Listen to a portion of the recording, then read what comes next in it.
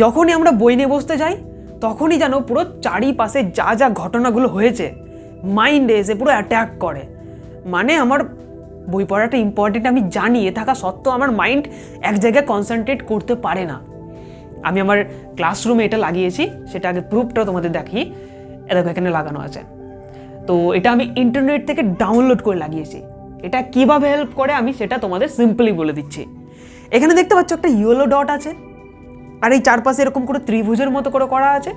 তো আমরা যদি কোনো একটা দেওয়ালে আঠা দিয়ে লাগিয়ে দিই এরকম করে সমান করে 2 ফুট দূর থেকে চোখটা ব্লিঙ্ক না করে একভাবে যদি তাকিয়ে থাকতে পারি, যতটা পারো তুমি একভাবে যদি তাকিয়ে থাকতে পারো না, এই যে যেই হলুদ ইয়েলো ডটের চারপাশে যেগুলো আছে এগুলো মনে হবে যে এরকম করে বেরিয়ে আসছে এই কাগজের থেকে।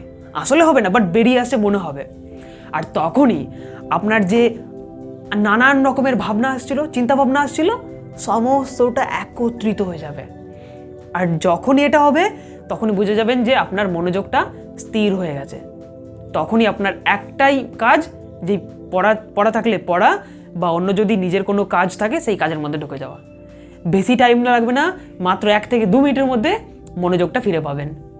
আমি এটা আমার ক্লাসরুমে লাগিয়েছি, চাইলে তোমরা এটা করতে পারো। নাম হচ্ছে, কমেন্ট সেকশনে কমেন্ট করো, আমি উত্তর দিয়ে দেবো তোমাদের। বাই।